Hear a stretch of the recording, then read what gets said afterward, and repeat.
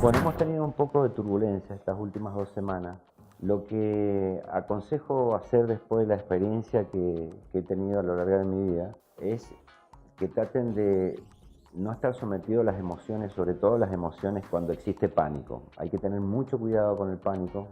El pánico nos puede llevar a tomar decisiones que no sean las correctas. Para eso lo que yo les recomiendo es que tengan la cabeza lo más fría posible, que traten de informarse, que traten de leer todo lo que puedan. De esa forma van a tratar no solamente de evitar algún error en la toma de decisión, sino que además pueden estar buscando las oportunidades que siempre el mercado permite a los inversores. Teniendo la cabeza fría, uno puede encontrar todas esas oportunidades que el mercado brinda. Lo que hubo fundamentalmente fue una crisis de confianza, y la confianza se basa fundamentalmente en las inversiones extranjeras.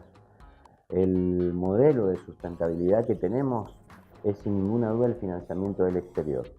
Por lo tanto, debemos cuidar a todos los inversores, tanto locales como extranjeros. Por otro lado, ¿qué es lo que pasó en el contexto mundial? Se subió la tasa en Estados Unidos, eso hizo de alguna forma que se revalorizara el dólar. También esto hizo posible o hizo tambalear un poco la idea de que la Argentina saliera de país fronterizo para conseguir este upgrade que queremos conseguir, que es pasar a ser un país emergente. Quiero aclarar que si esto llega a suceder, que todos esperamos que suceda, la Argentina va a tener una gran afluencia de capitales, alrededor se calcula entre 4.000 y 6.000 millones de dólares que pueden entrar. También hubo una corrección de todas las carteras, los portfolios managers del mundo, que dijeron, bueno, la suba de Estados Unidos, de la tasa, más el contexto mundial que está viendo con estas ideas de Trump, etcétera, lo que hacen es resguardarse en instrumentos financieros que sean un poco más seguros, y salieron de inversiones que tenían en países de riesgo como es la Argentina. Lo que hace falta hoy, sin ninguna duda, es tratar de poder seducir a todos esos inversores para que regresen, tratar de seducir a los propios argentinos para que de alguna forma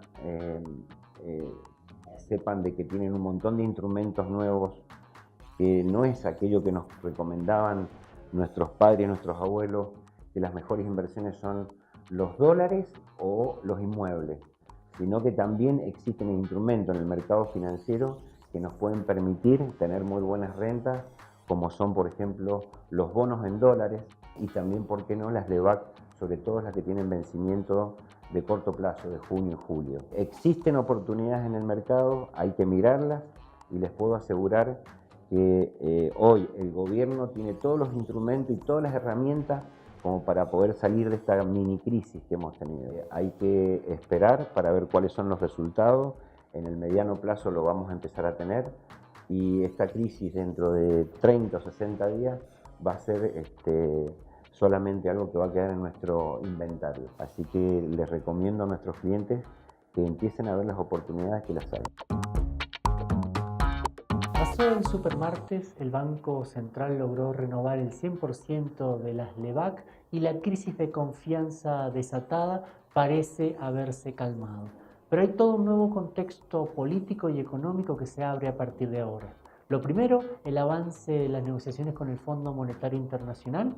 Ya la Argentina logró el aval expreso de avanzar en un crédito stand-by excepcional. Esto es la oportunidad de acceder a financiamiento por 40.000 millones de dólares a cambio de la presentación de un plan de gobierno con metas creíbles tanto en lo fiscal como en un punto central como es la inflación.